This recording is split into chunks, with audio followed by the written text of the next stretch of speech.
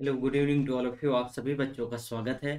तो आज हम दो चैप्टर पढ़ लेंगे। मैराथन रिकॉर्ड कर रहा हूँ, यानी नेशनल इनकम एक ये चैप्टर है और दूसरा चैप्टर है फिस्कल सिस्टम। तो करीब 4 घंटे में 5 घंटे में दोनों चैप्टर तो नहीं हो पाएंगे, लेकिन नेशनल इनकम और दूसरा चैप्टर आधा हो जाएगा। चलो देखते हैं। आधा जो है हम एफआरबीएम एक्ट तक देख लेंगे आज एफआरबीएम एक्ट को, और एनके सिंह जो कमेटी के रिकमेंडेशन थे एफआरबीएम एक्ट के बाद उसे पढ़ लेंगे। तो चलो हम देखते हैं पहले यहाँ कि हमें आज आपको अनअकैडमी से क्या क्या प्राप्त होगा अगर आप अनअकैडमी के साथ जुड़ते हैं। तो आप सभी बच्चों का अनअकैडमी में स्वागत है। जैसे कि आप सभी को पता है कि अनअकैडमी में daily live classes, structured courses, live test quizzes, unlimited access प्राप्त होता है। अगर आप अनअकैडमी में हमारे साथ प्लस में जुड़ेंगे तो और भी एजुकेटर्स से आप पढ़ाई कर पाएंगे। अनअकैडमी ये जो लर्निंग ऐप है, ठीक है, तो इसको गूगल प्ले स्टोर से या फिर जिसके पास एप्पल का फ़ोन है तो एप्पल स्टोर से डाउनलोड कर सकते हो।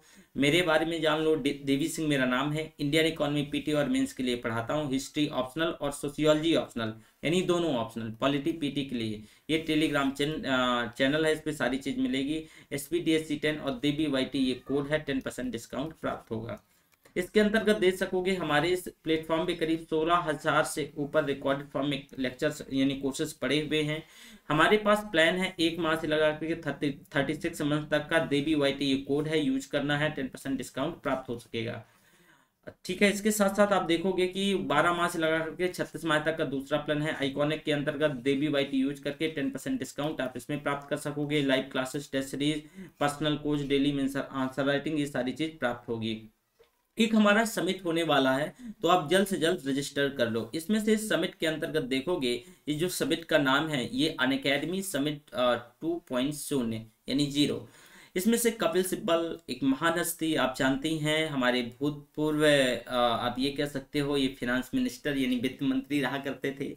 ठीक है, सॉरी, पी चिदम्बरम, कपिल सिब्बल नहीं। और कपिल सिब्बल एक साथ में पार्लियामेंटेरियंस हैं ही राज्यसभा के अभी, यानी वहाँ से संसद सदस्य हैं। और ये एक बहुत बड़े वकील हैं। कैलाश सत्यार्थी जी को कौन नहीं जानता है, दुर्गा शक्ति नागपाल, अशोक खेमका। इनकी तो ईमानदारी के जब जब भी ईमानदारी की बात होती है तो अशोक खेमका के बारे में, अशोक खेमका ईमानदारी के रिगार्डिंग कस्में खाई जाती हैं। हरभजन सिंह, अजीत रानाडे, कुमार विश्वास, अनिल स्वरूप और प्रवीण कासवान, ये सभी व्यक्ति हैं। इनसे आप अपनी पर्सनैलिटी डेवलपमेंट कर सकोगे इनको सुन करके। तो देखोगे ये जो ज़्यादा से ज़्यादा स्पीकर, करीब 70 इसमें से आइकॉनिक स्पीकर्स हैं, और इसमें से 20 टॉक्स एंड डिस्कशंस होंगे। इसमें से हैंड्स ऑन वर्कशॉप 32, और इसमें से ये सारी चीज़ें, और साथ में इनसाइड 2 दिन इनसाइटफुल डेज। मतलब कौन 2 दिन आपको, जैसे 2 दिन मैंने ये बताया, एक 30 जैन और 31 जैन। ओके, इसके बाद हम आगे बढ़ते हैं। तो इसमें से देखोगे हमारे कुछ बैचेज हैं जो फर्स्ट फेज से स्टार्ट हैं। जैसे कि ये बायलिंगुअल हैं, कुछ इंग्लिश के हैं, ये कुछ 1 साल के लिए बैचेज हैं, कुछ 2 साल के लिए, और कुछ बैचेज यानी एनसीईआरटी बेस्ड हैं, कुछ और भी बैचेज हैं। तो इनसे जुड़ के आप पढ़ाई कर सकते हो। 31 जैन से हमारे साथ जुड़ जाओ, तो इसके अंतर्गत आप देख पाओगे कि कहीं ना कहीं जो आइकॉनिक है, आइकॉनिक में आपको एक चीज बता दूं, हमारे पास ये सबसे बेहतरीन प्लान है। इसके अंतर्गत आपको connect with the personal coach, mains test, जो इसमें टेस्ट सीरीज का इवेल्युएशन, और ये सारी चीजें आपको प्राप्त होंगी सबसे बेहतरीन। और एक सामान्य फैमिली या फिर मिडिल क्लास फैमिली के लिए, यूपीएससी के लिए एक एजुकेटर हायर कर पाना, यानी जैसे कि पर्सनल कोच हायर कर पाना बहुत मुश्किल होता है। ठीक है, तो जो अनअकैडमी है, अनअकैडमी लर्निंग ऐप में ये सारी चीज़ें आपको आइकॉनिक के अंतर्गत प्राप्त होंगी, और हम इकोनॉमी ऑफ स्केल का यूज करते हुए सारा प्राप्त करवा सकेंगे। तो मैं उम्मीद करता हूँ कि यहाँ तक सारी चीज़ें आप जान गए हैं।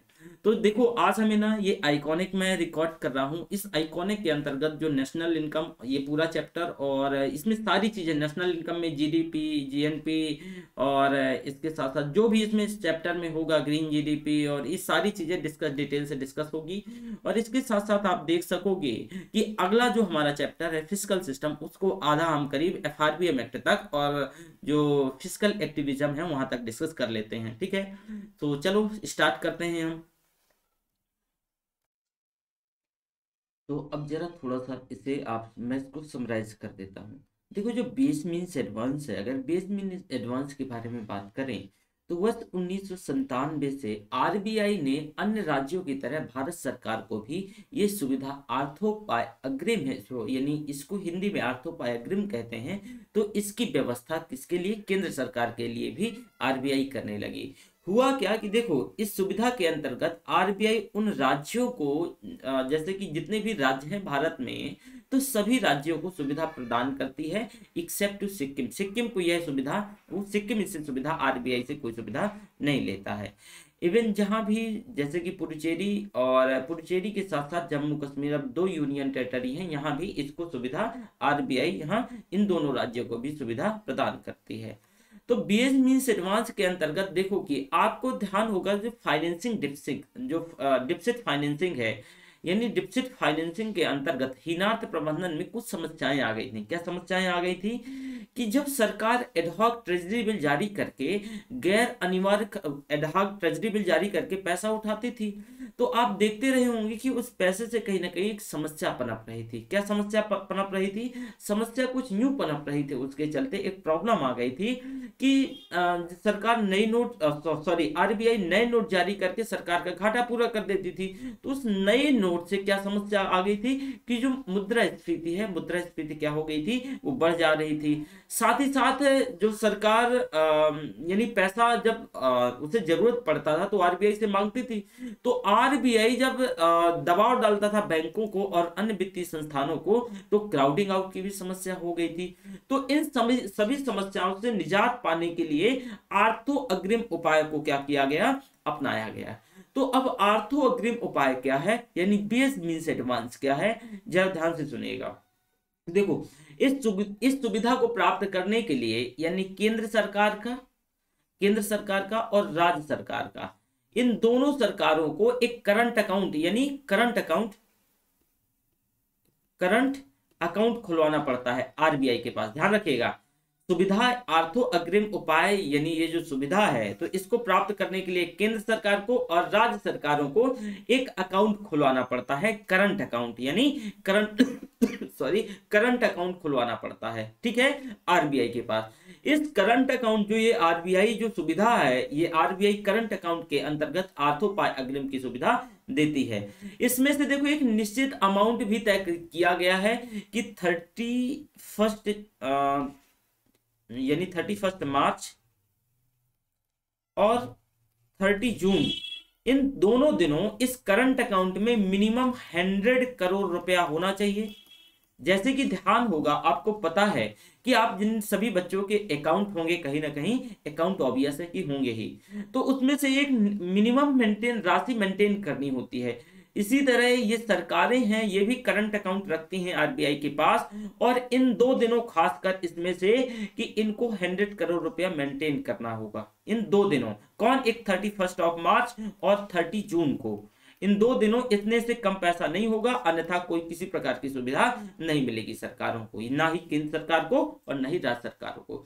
लेकिन ध्यान होना चाहिए आपको, हालांकि एक चीज मैंने ये पहले भी आपको बताया था, 10 मिनट पहले बताया था, लेकिन एक चीज मैं आपको यहाँ ये बता देता हूं कि आपको इस अकाउंट में किसी भी समय 10 करोड़ से कम नहीं होना चाहिए, किसी भी समय 10 करोड़ से कम नहीं होना चाहिए, और 2 डेट को 100 करोड़ से कम नहीं होनी चाहिए। तो आरबीआई आर्थोपास जो अग्रिम है इसकी सुविधा प्रोवाइड करवाएगी, अन्यथा नहीं प्रोवाइड करवाएगी। तो वित्तीय वर्ष के स्टार्टिंग में ही, प्रारंभ में ही केंद्र सरकार और आरबीआई मिलकर के दोनों ये निश्चित कर लेते हैं कि हमें अगले 6 माह के लिए कितने पैसे की जरूरत है। अब इसी के अंतर्गत जो केंद्र सरकार और आरबीआई दोनों एक साथ बैठेंगे और अगले 6 माह, यानी नेक्स्ट 6 मंथ के लिए यह डिसाइड कर लिया जाएगा कि कितना पैसा हमें क्या है जरूरत है। तो आरबीआई भारत सरकार को फिर वो पैसा उपलब्ध करवाएगी, जैसा कि जितना निश्चित किया गया होगा। तो आर्थोपाय अग्रिम के अंतर्गत यह निश्चित कर लिया जाता है। तो अब ध्यान दीजिएगा, अब जब ये पैसा पहले से ही डिसाइड कर लिया गया है, इस अकाउंट में दे दिया जाएगा कि अगर पैसे को जरूरत पड़ती है आरबीआई को, सॉरी गवर्नमेंट को, तो आरबीआई पैसा, क्योंकि डिसाइड हो चुका है पहले से, तो इसमें से अब आरबीआई को जो एडहॉक ट्रेजरी बिल जारी करना होता था वो जारी नहीं करना पड़ेगा, और ना ही इसके अंतर्गत नए नोट छापने पड़ेंगे, ना ही एडहॉक ट्रेजरी बिल और ना ही नए नोट छापने पड़ेंगे। क्यों नए नोट नहीं छापने पड़ेंगे? क्योंकि पहले से आर्थो अग्रिम उपाय के अंतर्गत ये व्यवस्था इसके अंतर्गत सॉरी इसके अंतर्गत ये कर ली गई है, तो अब कोई वैसे कि ना ही नए नोट और ना ही एडहॉक ट्रेजरी बिल जारी करनी पड़ेगी।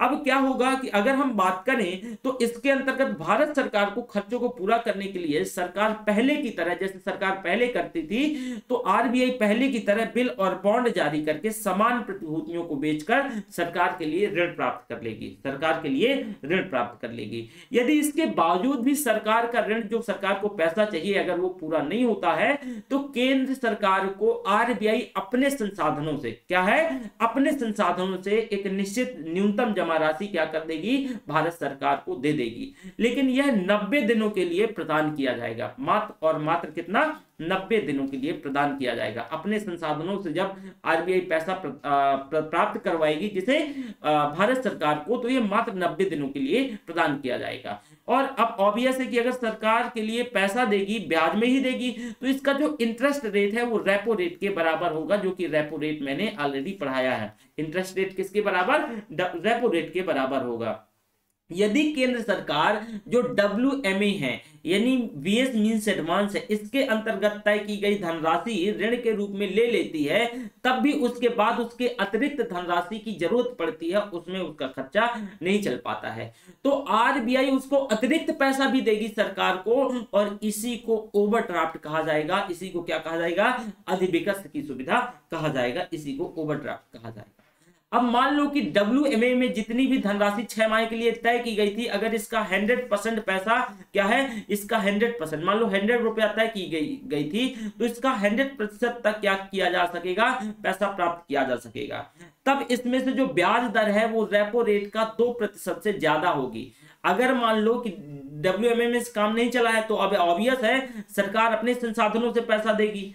अब मान लो कि सरकार अपने संसाधनों में पैसा दे रही है और 90 दिनों के लिए देगी, तो WMA में कितना, 100 रुपया मान लो डिसाइड हुआ था 6 माह के लिए कि इतना आरबीआई देगी, लेकिन अब तो ज्यादा पैसा चाहिए ना, तो अगर इस 100 रुपए से ज्यादा हो जाए, अगर ये 100 रुपए से ज्यादा, इससे ज्यादा की राशि हो जाए, तो अब ब्याज क्या हो जाएगा, ब्याज दर बढ़ जाएगी, अब ब्याज दर बढ़ जाएगी। इसी तरह मान लो कि इससे, जैसे कि ब्याज दर कितना हो जाएगी, जो रेपो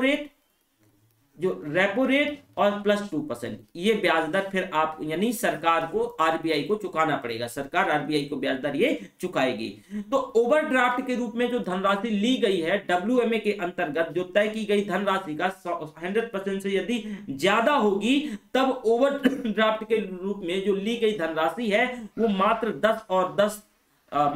10 दिनों के लिए ये दिया जाएगा। 10 दिन के अंदर हर हाल में भारत सरकार को ये वापस करना पड़ेगा, आरबीआई को ये पैसा वापस करेगी, अन्यथा आरबीआई फिर जीवन में कभी ऐसी कोई सुविधा भारत सरकार को उपलब्ध नहीं करवाएगी, ऐसी सुविधा भारत सरकार को उपलब्ध नहीं करवाएगी। ये है VS मींस एडवांस, ये है VS मींस एडवांस। तो अब चलो हम देखते हैं कि हमें फिस्कल एक्टिविज्म, इसको राजकोषीय सक्रियतावाद कहते हैं, फिस्कल एक्टिविज्म देखना है। फिस्कल एक्टिविज्म, राजकोषीय सक्रियतावाद, राजकोषीय सक्रियतावाद,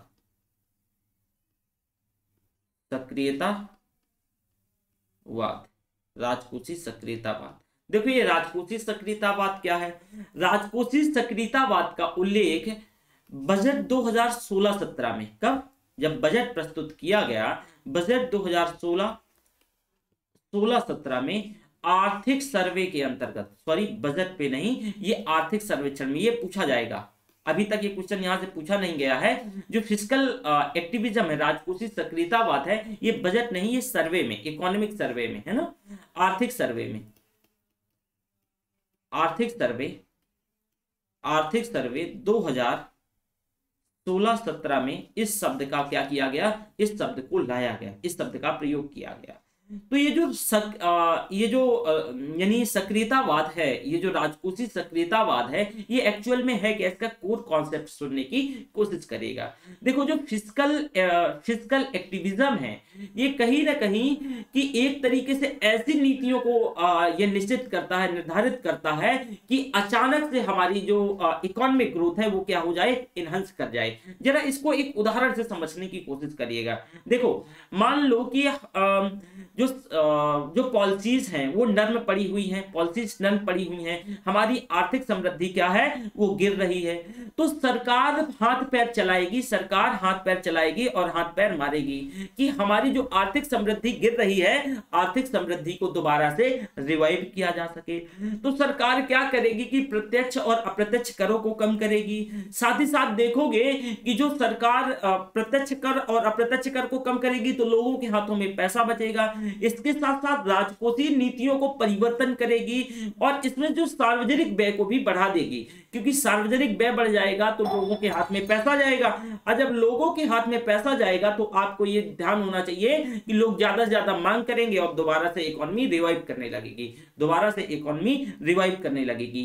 तो तत्काल समृद्धि के उद्देश्य से, तत्काल समृद्धि को सुनिश्चित करने के लिए राजकोषीय नीतियों को क्या किया जाएगा, राजकोषीय नीतियों को जारी किया जाएगा।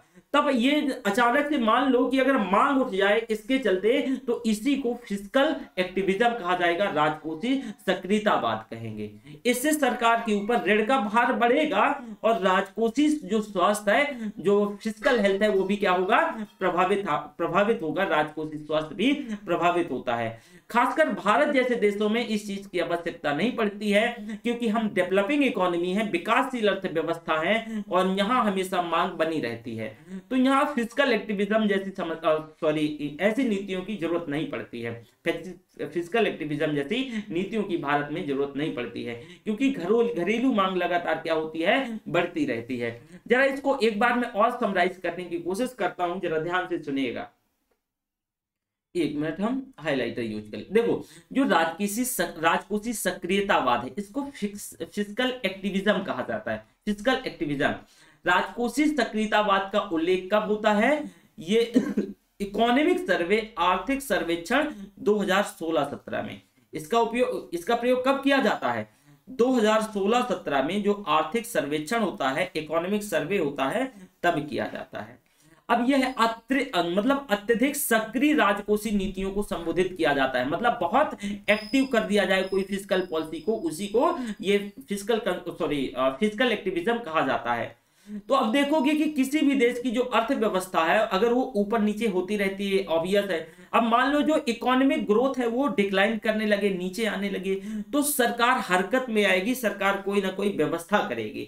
और जब सरकार कोई ना कोई व्यवस्था करेगी, इस व्यवस्था के अंतर्गत, इस नीतियों के अंतर्गत, अगर मान लो सरकार प्रत्यक्ष और अप्रत्यक्ष कर को क्या कर दे, घटा दे, सार्वजनिक व्यय को बढ़ा दे, और इससे मांग बढ़ जाएगी। जब इससे मांग बढ़ जाएगी तो दोबारा से हमारी इकोनॉमी अचानक से रिवाइव कर जाएगी। इसी नीति को राजकोषीय सक्रियतावाद कहेंगे, इसी नीति को राजकोषीय सक्रियतावाद कहेंगे।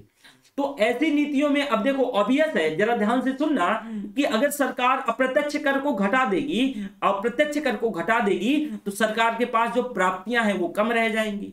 और सरकार जो सार्वजनिक व्यय को बढ़ा देगी, तो ये भी निश्चित है कि सरकार की जो अप्रत्यक्ष यानी जो सार्वजनिक व्यय है, जो पब्लिक सेक्टर का एक्सपेंडिचर है, वो बढ़ाने से सरकार को कहीं ना कहीं से प्राप्तियां कम हो गई हैं, तो पैसा लेना पड़ेगा, सरकार को कहीं ना कहीं से पैसा लेना पड़ेगा खर्च चलाने का, तो सरकार के ऊपर घाटा हो जाएगा। और जब घाटा हो जाएगा तो कहीं ना कहीं से सरकार पैसा लेके आ रही है, तो क्या हो जाएगा, उसके ऊपर ऋण का भार बढ़ जाएगा, उसके ऊपर ऋण का भार बढ़ जाएगा। तो इससे जो राजकोषीय स्वास्थ्य है वो प्रभावित होगा कि नहीं होगा? जी हाँ, राजकोषीय स्वास्थ्य प्रभावित होगा। तो कहा जाता है कि भारत जैसे देश, ये डेवलपिंग इकोनॉमी है, किसी न किसी तरफ कोई ना कोई चीजें होती रहती हैं, तो यहाँ किसी भी चीज की जरूरत नहीं पड़नी चाहिए, यहाँ खासकर ऐसी नीतियों की जरूरत नहीं पड़नी चाहिए, ऐसी नीतियों की जरूरत नहीं पड़नी चाहिए। कोई बात नहीं है, जरा यहाँ से दोबारा से सुनने की कोशिश करिएगा, इसमें कोई डाउट नहीं है। मुझे ऐसा क्यों लग रहा है कि इससे क्वेश्चन आएगा इस साल, यानी 2021 में इससे क्वेश्चन पूछा जाएगा। ये अभी बहुत टाइम नहीं हुआ इसको आए और अभी तक क्वेश्चन यूपीएससी ने पूछा नहीं है, और हमेशा से उसकी आदत है कि ऐसे क्वेश्चन, ऐसे जो टर्मिनोलॉजी है वो 2-3 साल में, कहीं ना कहीं 4 साल में, 5 साल में पूछ लेती है। तो फिजिकल एक्टिविज्म, एक्टिविज्म देखो, फिजिकल एक्टिविज्म यानी राजकोष, इसको क्या बोलते हैं, राजकोष सक्रियतावाद कहते हैं। अब देखो कि ये फिजिकल एक्टिविज्म, राजकोषीय सक्रियतावाद क्या है। कोई भी देश की आर्थिक समृद्धि ऊपर नीचे होती रहती है, आर्थिक समृद्धि, आर्थिक समृद्धि ऊपर नीचे होती रहती है। तो मान लो कि आर्थिक समृद्धि नीचे गिर रही है, मान लो कि आर्थिक समृद्धि नीचे गिर रही है, तो सरकार अब हरकत में आएगी कि भैया आर्थिक समृद्धि नीचे क्यों गिर रही है। तो सरकार इसको बढ़ाने के लिए क्या करेगी, सरकार प्रयास करेगी, सरकार प्रयास करेगी, प्रयास करेगी। तो जिन नीतियों के माध्यम से प्रयास किया जाएगा उन्हीं नीतियों को राजकोषीय सक्रियतावाद या फिस्कल एक्टिविज्म कहा जाएगा, उन्हीं नीतियों को फिस्कल एक्टिविज्म कहा जाएगा। तो नीतियां क्या क्या होंगी कि सरकार डायरेक्ट टैक्सेस, यानी डायरेक्ट टैक्सेस और इनडायरेक्ट टैक्सेस को क्या कर दे, घटा दे या कम कर दे। मतलब क्या है, सरकार क्या कहना चाह रही है कि देखो ये अगर डायरेक्ट टैक्सेस और इनडायरेक्ट टैक्सेस घटा देगी सरकार, तो लोगों के हाथ में ज्यादा पैसा बचेगा। अब लोगों को कम टैक्स देना पड़ेगा ना, तो लोगों के हाथ में ज्यादा पैसा बचेगा। और जब लोगों के हाथ में ज्यादा पैसा बचेगा तो आपको ध्यान होना चाहिए कि पैसा ज्यादा बचने के चलते लोग मांग को जन्म देंगे। क्या है, लोग मांग को जन्म देंगे। और आर्थिक समृद्धि गिर रही थी ना, तो जब लोग मांग को जन्म देंगे तो दोबारा से आर्थिक समृद्धि क्या होने लगेगी, दोबारा से बढ़ने लगेगी। और सरकार यही तो चाह रही थी कि आर्थिक समृद्धि जो गिर रही है वो कोई ना कोई नीतियों के माध्यम से उसे दोबारा से क्या कर दिया जाए, खड़ा कर दिया जाए। तो इसी को क्या कहा जाएगा, अगर टैक्स कम कर देगी तो ऑब्वियस है कि लोगों के हाथों में पैसा बचेगा। मान लो कि जैसे कि आप इनडायरेक्ट टैक्स या जीएसटी है, मान लो किसी चीज में 18% लग रही है, मान लो कोई सेवा है और 18% लग रही है, अगर 18% क्या कम कर दिया जाए, शून्य कर दिया जाए, तो आपके हाथ में 18 रुपया बचेगा ना। 100 रुपया अगर आप खर्च कर रहे हो अभी से बचेगा, तो 18 रुपया का कुछ ना कुछ खरीदोगे, कहीं ना कहीं खरीदोगे तो मतलब मांग करोगे। अब मांग करोगे तो स्वतः क्या हो जाएगा, अलर्ट पहुंचेगा सप्लाई की ओर, और जब सप्लाई की ओर अलर्ट पहुंचेगा तो सप्लाई बढ़ जाएगी। और जब सप्लाई बढ़ जाएगी तो ये विदित होना चाहिए कि दोबारा से आर्थिक समृद्धि धीरे धीरे रिवाइव करने लगेगी, ऊपर बढ़ने लगेगी। इसके साथ साथ साथ सरकार और भी एक दो नीतियों का अब वो क्या करेगी, सार्वजनिक व्यय, सार्वजनिक जो व्यय है, सार्वजनिक व्यय को बढ़ा देगी। मतलब क्या है कि जो खर्चा है, सार्वजनिक व्यय है, इस व्यय को बढ़ा दिया जाएगा, इस व्यय को बढ़ा दिया जाएगा। सार्वजनिक व्यय को कैसे बढ़ा दिया जाएगा, जरा यहां सुनने वाली बात है, ये समझने की जरूरत है कि जैसे मान लो कि ज्यादा से ज्यादा जैसे नरेगा है, तो नरेगा में क्या करेगी कि खूब सड़कें बनवाना चालू कर दे, खूब बांध बनवाना शुरू कर दे, तो लोग काम करने जाएंगे। जब लोग काम करने जाएंगे तो ऑब्वियस है लोगों के हाथों में पैसा जाएगा, और लोग फिर मांग को जन्म देंगे, और जिस वजह से आर्थिक समृद्धि नीचे आ रही थी तो फिर दोबारा से आर्थिक समृद्धि ऊपर जाएगी, मांग को जन्म देंगे तो सप्लाई होगी, और सप्लाई होगी तो उत्पादन होगा, और उत्पादन होगा तो दोबारा से हमारा ये जो आर्थिक समृद्धि, इकोनॉमिक ग्रोथ है वो रिवाइव करने लगेगी। तो सरकार ऐसी नीतियों को जब जन्म देगी अपने समृद्धि को बढ़ाने के लिए, इसी को फिस्कल एक्टिविज्म या राजकोषीय सक्रियतावाद कहेंगे, इसी को फिस्कल एक्टिविज्म या राजकोषीय सक्रियतावाद कहेंगे। तो उम्मीद करता हूं कि यहां तक किसी भी बच्चे को कोई डाउट नहीं होना चाहिए। अगर डाउट होता है तो कमेंट बॉक्स में कमेंट करके पूछ लीजिएगा, ठीक है। अब देखो आपने फिजिकल एक्टिविज्म देखा, अब देखना है physical responsibility and budget management 2000 act 13, मतलब एक्ट 2003 नॉट 13। इसको राजकोषीय उत्तरदायित्व एवं बजट प्रबंधन अधिनियम 2003 कहा जाता है। इसको क्या कहा जाता है, राजकोषीय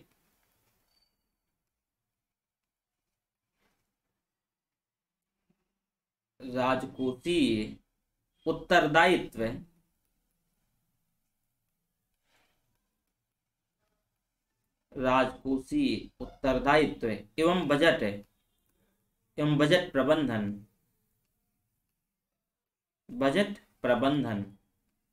बजट प्रबंधन अधिनियम 2003 हिंदी में कहते हैं। अब जरा इसे समझने की कोशिश करिएगा कि एक्चुअल में ये है क्या, ये है क्या। फिर वैसे हम एक बार इसे दोबारा से समराइज करके बता दूंगा। तो चलो हम थोड़ा सा हाइलाइटर का प्रयोग कर लेते हैं। देखो भैया, ये जो physical responsibility and budget management act 2003 है, एफआरबीएम एक्ट भी इसी को कहा जाता है, एफआरबीएम एक्ट 2003 है। इसके बारे में जरा सुन लो। जब सरकार के घाटे में निरंतर बढ़ोतरी होती है तो ऋण की प्राप्ति बढ़ जाती है। ऑब्वियस है, घाटा कब बढ़ेगा? जब हम ज्यादा से ज्यादा लोगों से क्या लेंगे? पैसा लेंगे। तो जब जब सरकार का जो घाटा है, अगर घाटे में बढ़ोतरी होगी तो कहीं ना कहीं जो ऋण की प्राप्ति है, जो हम जहां से ऋण प्राप्त कर रहे हैं, ऋण की प्राप्ति क्या हो जाएगी? इंक्रीज हो जाएगी। क्यों? क्योंकि देखो, हम घाटा हमारा क्यों बढ़ रहा है? क्योंकि हमारे पास आय, जो इनकम है, जो प्राप्तियां हैं वो कम है। तो कहीं ना कहीं से हम ऋण लेंगे, और जब ऋण लेंगे तो हमारा घाटा स्वतः बढ़ जाएगा, है ना। तो अब इसका और एक दूसरा कि जब हम ऋण लेंगे तो ब्याज के भुगतान का भी भार बढ़ेगा। अब मान लो कि इस साल हमने ऋण लिया अपने खाने पीने के लिए और चुका नहीं पाए, तो उसका ब्याज भी तो देना पड़ेगा, तो ब्याज का भुगतान भी बढ़ जाएगा। तो इसके कारण इस विकास के उद्देश्य से व्यय में जो करने सरकार है, तो जो व्यय करती है, खर्च करती है, वो मतलब विकास के उद्देश्य से या पब्लिक सेक्टर में, वो धीरे धीरे व्यय करने में क्या हो जाएगी? असमर्थ हो जाएगी। धीरे धीरे वो व्यय करने में असमर्थ हो जाएगी। तो इसके चलते आप देखोगे कि एक लक्ष्य निर्धारित करके घाटों को कम करने का उद्देश्य रखा जाएगा, कि जो डिफिसिट्स हैं उनको कम करने का उद्देश्य रखा जाएगा। विजय केलकर साहब के नेतृत्व में इसी के चलते इस घाटों को कम करने के लिए एक कमेटी का गठन किया गया, और इसी को केलकर टास्क फोर्स भी कहा गया। इसी को केलकर टास्क फोर्स। आपसे क्या पूछा जाएगा कि एफआरबीएम एक्ट क्या है? इसको physical responsibility and budget management act, ठीक है, या फिर Kelkar task force? Kelkar task force तो एक ही चीज है। तो इस समिति के कुछ सुझाव हैं जो राजकोषीय उत्तरदायित्व और बजट प्रबंधन अधिनियम के रूप में पारित किया गया, और ये प्रभावशाली 2004 यानी वित्तीय वर्ष 2004-5 से होते हैं। ये एक्ट कब आता है? ये अधिनियम बनता है 2003 में, यानी physical responsibility and management act 2003 में ये एक्ट बनता है, लेकिन ये प्रभावशाली 2004 से बनेगा। दोबारा से सुनिएगा कि देखो, जब सरकार क्या होती है? घाटे में होती है। जब उसका घाटा लगातार बढ़ रहा होता है, इसका मतलब क्या है कि उसकी जो प्राप्तियां हैं, उसकी जो रिसीट है वो कम है, उसकी रिसीट कम है, तो सरकार ऋण ले रही है, कहीं ना कहीं सरकार डेट ले रही है, ऋण ले रही है। तो अब देखोगे कि इसी के अंतर्गत जो ब्याज के भुगतान का भी भार बढ़ता है। अब ऋण लेते जाओगे तो ब्याज का भुगतान का भी भार बढ़ेगा। इसके कारण जो विकास के उद्देश्य से सरकार पैसा खर्च कर रही है पब्लिक सेक्टर में, जो सोशल वेलफेयर के लिए, वो कहीं ना कहीं वो पैसा सरकार घाटों को कम करने के लिए कम कर देगी। तो इससे जो सिविल सोसाइटी है, नागरिक समाज है, और समाज का खासकर वो तबका जो वाकई में कहीं ना कहीं इन सारी चीजों के लिए आश्रित है, वह फिर बिलो पॉवर्टी लाइन के नीचे आ रहा है, जो बीपीएल के नीचे आ रहा है। तो उस तबके को फिर कैसे वो तबका अपना खान पीन और अपनी शिक्षा और प्राइमरी जो नीड्स है कैसे पूरी कर पाएगा? तो सरकार अपने खर्चे को जो विकास के उद्देश्य से व्यय करती है, इसको असमर्थ हो जाएगी, कम कर देगी। लेकिन इसको कम नहीं किया जाना चाहिए, क्योंकि हमारे देश का बहुत ऐसा एक तबका पूरी तरीके से, जो एक तरीके से बिलो पॉवर्टी लाइन के नीचे आता है। तो आप देखोगे कि इसके उद्देश्य से जो सरकार है वो धीरे धीरे अपना घाटा भी तो कम करना है, क्योंकि भार बढ़ रहा है। तो ये क्या करती है कि ये मतलब सरकार असमर्थ हो जाती है, इसको पैसा कम कर देती है, इसको क्या करने में? खर्च करने में। तो इसी चीज को बैलेंस करने के लिए, मैनेज करने के लिए, इस लक्ष्य को निर्धारित करने के लिए कि घाटों को कैसे कम किया जाए, तो विजय केलकर साहब के नेतृत्व में एक टास्क फोर्स का गठन किया गया। टास्क फोर्स का गठन किया गया, और ये जो टास्क फोर्स है, तो इनने सुझाव दिया विजय केलकर साहब ने। तो इसी पे आप देखोगे जो राजकोषीय उत्तरदायित्व और बजट प्रबंधन, जो एफआरबीएम एक्ट के रूप में इसे पारित कर दिया गया। तो ये 2003 में पारित हुआ, लेकिन ये प्रभावशाली 2004-5 से हो गया। प्रभावशाली 2004-5 से हो गया। तो आखिर आप देखोगे कि इस जो प्रभावशाली 4-5 से होता है, तो विजय केलकर साहब के आखिर इस अधिनियम के कुछ तो प्रावधान रहे होंगे।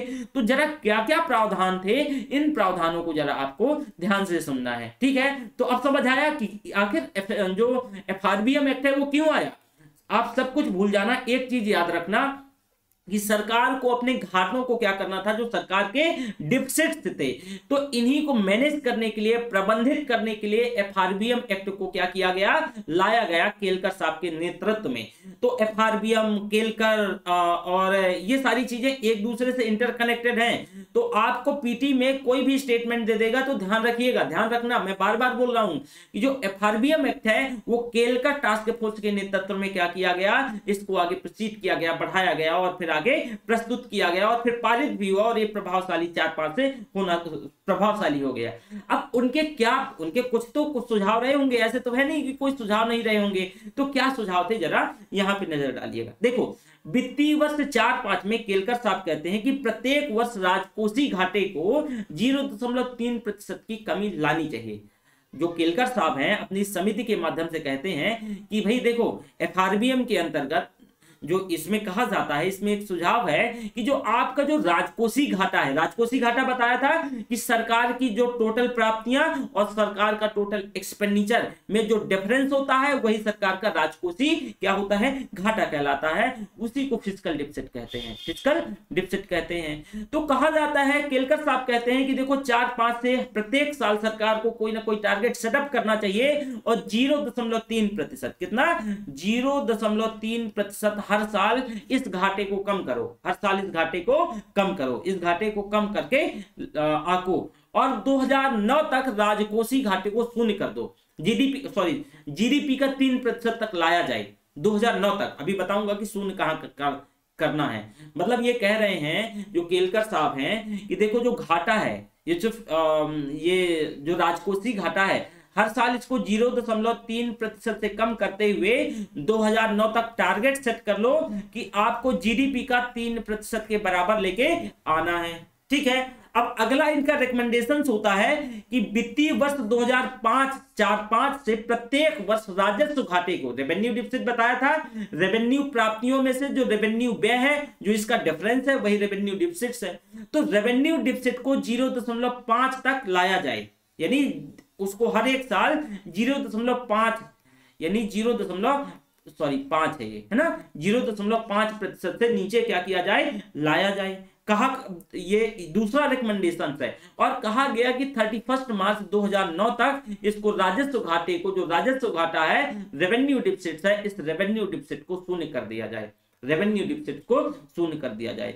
साथ ही साथ विगत वर्ष की तुलना में, जो पिछले वर्षों की तुलना में, जो किसी भी वर्ष लिए गए ऋण में 9% से ज्यादा की बढ़ोतरी नहीं होनी पाई। अगर आप ऋण ले रहे हो तो जो विगत वर्ष की तुलना में ये पूछा जाएगा, ये स्टेटमेंट ध्यान रखिएगा, आपने अगर विगत वर्ष, पिछले वर्ष तुलना पैसा लिया है तो उसकी तुलना में 9% से ज्यादा का ऋण नहीं लिया जाना चाहिए, उससे ज्यादा की बढ़ोतरी नहीं होनी चाहिए। ये सभी रिकमेंडेशंस है।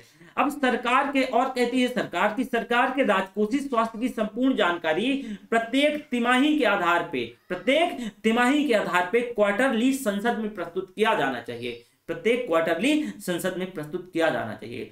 सरकार ने एफआरबीएम एक्ट में ये भी केलकर साहब कहते हैं कि किसी भी आपातकालीन स्थिति में, इमरजेंसी कंडीशन में, अधिनियम में संशोधन भी पॉसिबल है। जो ये अधिनियम पारित किया गया तो इसमें संशोधन भी किया जा सकता है, संशोधन कर सकते हो, ये उनने लास्ट रिकमेंडेशन डाली इसमें से।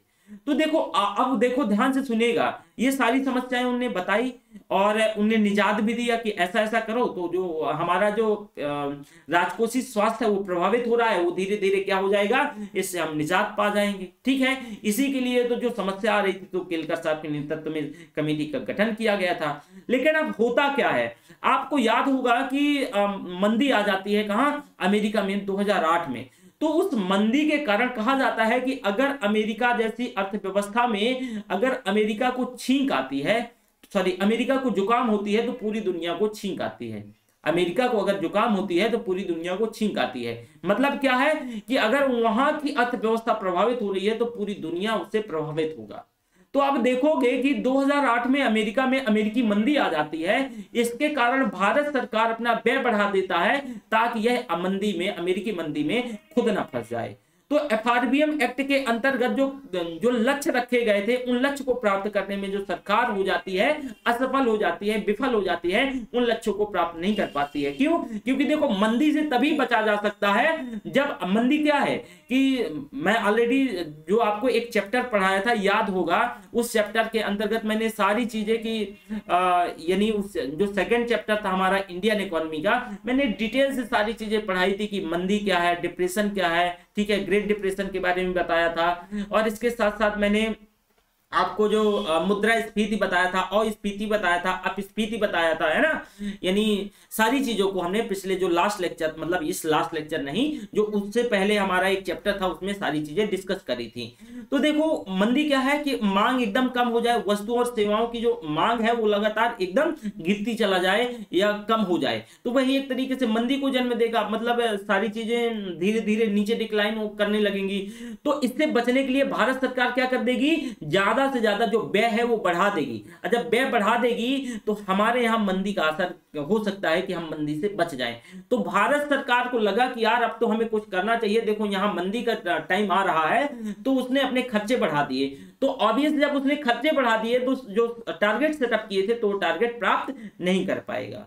तो अब वर्ष 2011-12 में एफआरबीएम एक्ट को दोबारा से संशोधित करते हुए कहा गया कि जो प्रभावी राजस्व घाटे की गणना का प्रावधान इसमें से जोड़ा गया। इसमें से प्रभावी राजस्व घाटा जो पहले नहीं होना था, तो इसकी गणना का प्रावधान इसमें जोड़ा गया, ठीक है। और इसमें यह कहा गया कि 31 मार्च 2015 को प्रभावी राजस्व घाटे को शून्य करना है, प्रभावी राजस्व घाटे को शून्य करना है। साथ ही साथ राजकोषीय घाटे को 3% तक लाना है। लाना कब था? 2009 में। अब देखो 9 से 6 साल हो गए, यानी 2015 में तब हम टारगेट दोबारा से, मतलब एक टारगेट के लिए दूसरा टारगेट, उस दूसरे टारगेट के लिए तीसरा टारगेट, तीसरे टारगेट के लिए चौथा टारगेट, लेकिन आज तक हम कोई टारगेट प्राप्त ही नहीं कर पाए हैं, कोई टारगेट प्राप्त ही नहीं कर पाए हैं। तो 15 में ही कहा गया कि देखो जो राजस्व घाटा है, प्रभावी राजस्व घाटा, इसको शून्य करके शून्य लाना है, जो कि 2009 में इसे किया जाना था, अब संशोधित कर दिया गया है ना।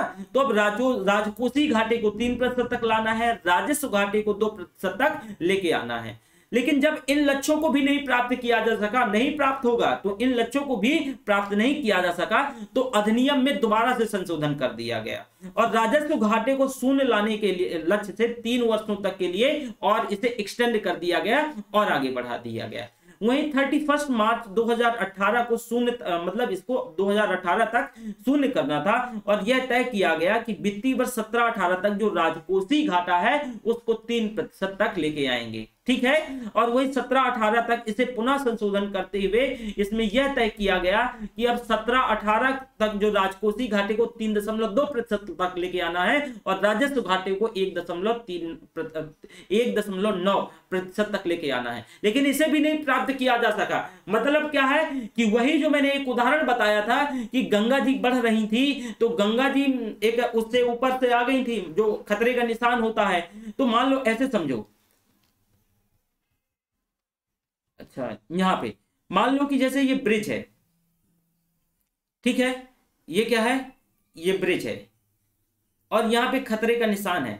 यहां से गंगा जी उफान पे चल रही है, धीरे धीरे बढ़ रही हैं, यहां पे धीरे धीरे बाढ़ आ गई है ये नदी, ठीक है। अब अधिकारी प्राधिकारी को अलर्ट होना चाहिए, तो उनने क्या किया कि रुक जाओ, इस खतरे को निशान को उठा करके यहां लगा दिया।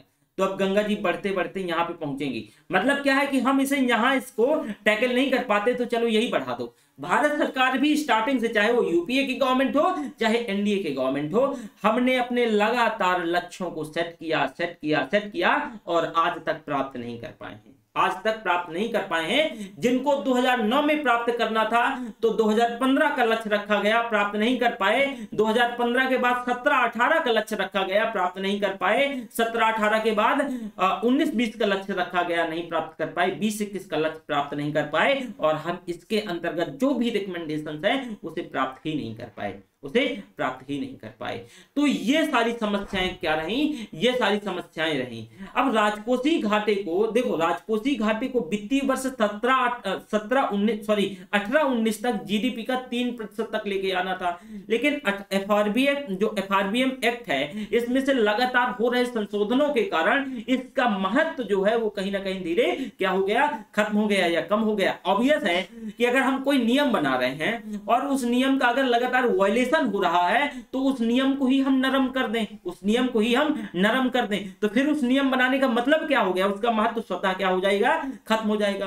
तो ऐसी परिस्थिति में इसकी प्रासंगिकता पर प्रश्न चिन्ह लगने लगे, प्रासंगिकता पर कि इसकी कितनी प्रासंगिकता है, लोग क्वेश्चन करने लगे। तो कहा गया कि जैसे कि मान लो कि जैसे विकासशील देश में यह विवाद निरंतर बना रहता है कि अधिनियम के माध्यम से सरकार के व्यय को कंट्रोल किया जा सकता है, नियंत्रित किया जाना चाहिए या नहीं किया जाना चाहिए। अगर नियंत्रित किया जाना चाहिए तो कहां तक उचित है। तो देश में व्यापक आर्थिक असमानता के कारण सरकार की लगातार भूमिका बढ़ जाती है। ऐसे में क्षेत्रीय विकास सुनिश्चित करने के लिए, गरीबी कम करने के लिए, रोजगार का सृजन करने के लिए सार्वजनिक व्यय क्या हो जाते हैं, उस सार्वजनिक व्यय स्वतः उनकी भूमिका बढ़ जाती है।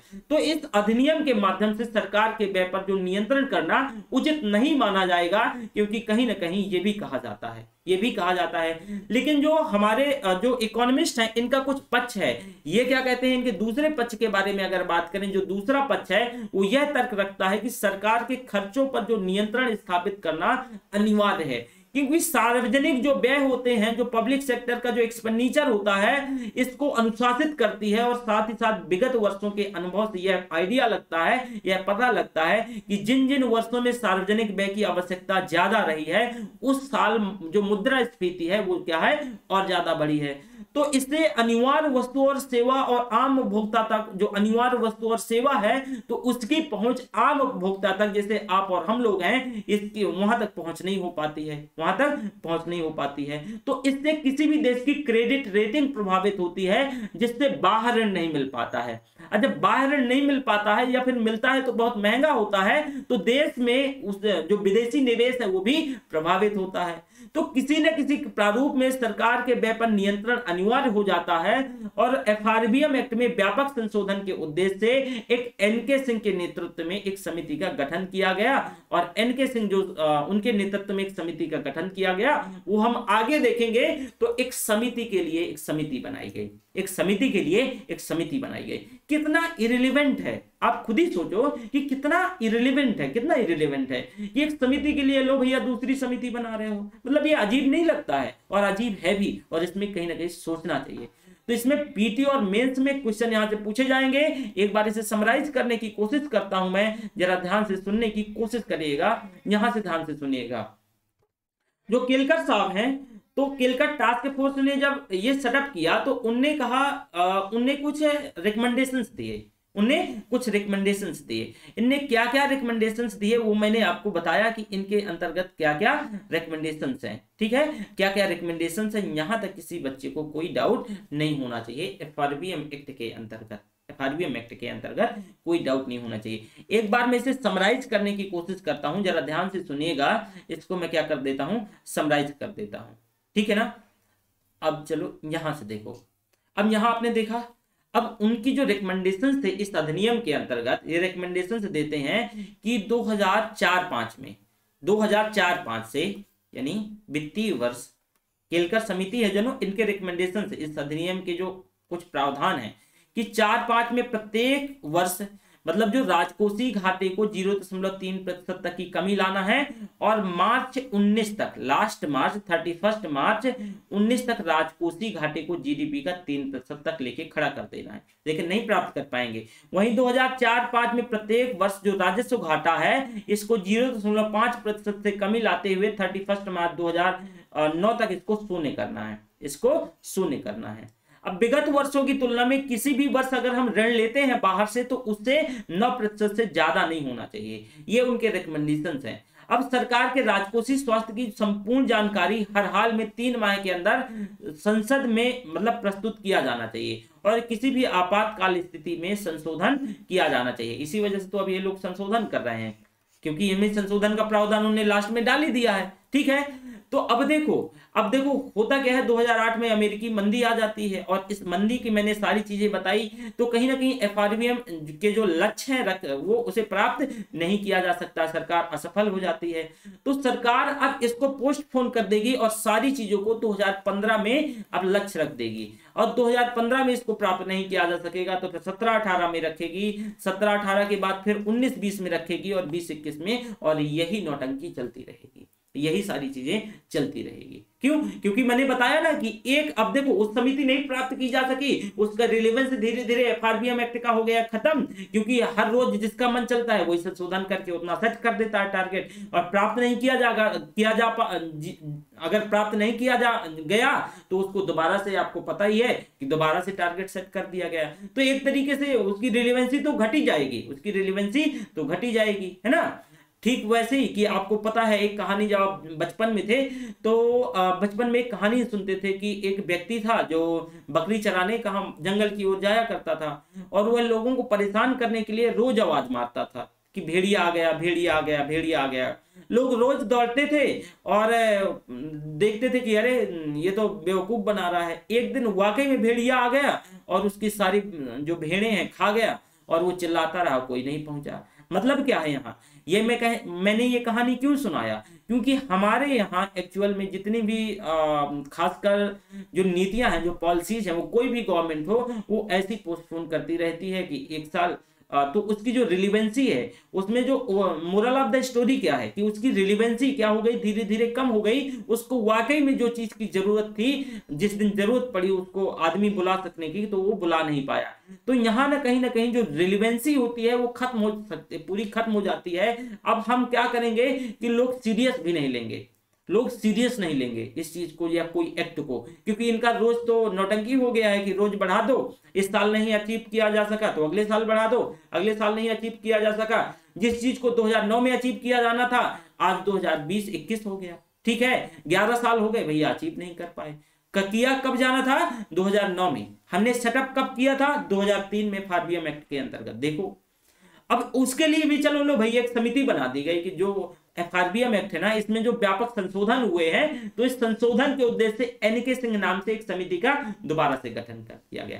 अब एनके सिंह साहब क्या कहते हैं, इनकी ये भी तो कुछ बोलेंगे ही बोलेंगे, तो जरा इनके भी ये जो समिति है, दूसरी समिति को समझने के लिए एक समिति बनाई जाती है एनके सिंह जी के नेतृत्व में। तो इनके क्या सुझाव होते हैं? वर्ष 2017 से 23 तक, ध्यान से सुनिएगा, वर्ष 2017 से 23 तक राजकोषीय घाटे को 2.5% तक लाना है। जहां एक समय हमें 2009 में करना था, अब इनने कह दिया कि 2000, परेशान नहीं हो हम। अब देखो लोगों का ध्यान तो ऐसे भी तो भटकाया जाता है ना कि समिति के लिए लो, समिति बिठा दी। तो अब 2017-18 तक 2017 से 23 तक जो 2.5% तक क्या करना है, राजकोषीय घाटे को कम करना है। अब वही 2017 से 2023 तक राजस्व घाटे को जीडीपी का 0.8% तक लाना है, ठीक है। और आपातकालीन स्थिति में सरकार के पास घाटे को 0.5% तक बढ़ाने की स्वतंत्रता होगी। चलो अब आ गया कोरोना, हो गई आपातकालीन स्थिति, इमरजेंसी कंडीशन, सरकार बढ़ा देगी, ये लो। तो वर्तमान में केंद्र सरकार और राज्य सरकारों को अब तक जो सम्मिलित ऋण है वो जीडीपी की तुलना में 70% है, और बहुत बड़ा अमाउंट है। मतलब जीडीपी की तुलना में जो राज्य सरकारें हैं और केंद्र सरकार कितना ऋण लेके रखा है, 70%। हम 70% कर्ज है, अंदाजा लगाओ कितना बड़ा कर्ज है, समझ रहे हो ये कितना बड़ा कर्ज है। तो ये सारी चीजें हैं।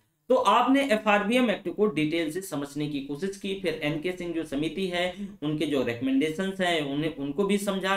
देखो राज्यों को प्राप्त, इसमें थोड़ा सा सुन लो, जो राज्यों को प्राप्त होने वाला अनुदान की करीब 32% से अनुदान है उसको बढ़ा के 42% तक कर दिया गया है। और राज्यों का यह मानना है कि यदि केंद्र सरकार द्वारा जो प्रायोजित योजनाएं हैं, दो प्रकार की योजनाएं होती हैं, एक सेंट्रल स्पॉन्सर्ड योजनाएं होती हैं और एक सेंट्रल सेक्टर योजनाएं होती हैं। मैं दोनों को बताऊंगा कि सेंट्रल सेक्टर योजना क्या है और सेंट्रल स्पॉन्सर्ड योजना है। तो कहा गया यदि केंद्र सरकार द्वारा जो केंद्र सरकार द्वारा प्रायोजित योजनाएं हैं, जो स्पॉन्सर्ड योजनाएं हैं, केंद्र अपना योगदान खत्म कर सकती है।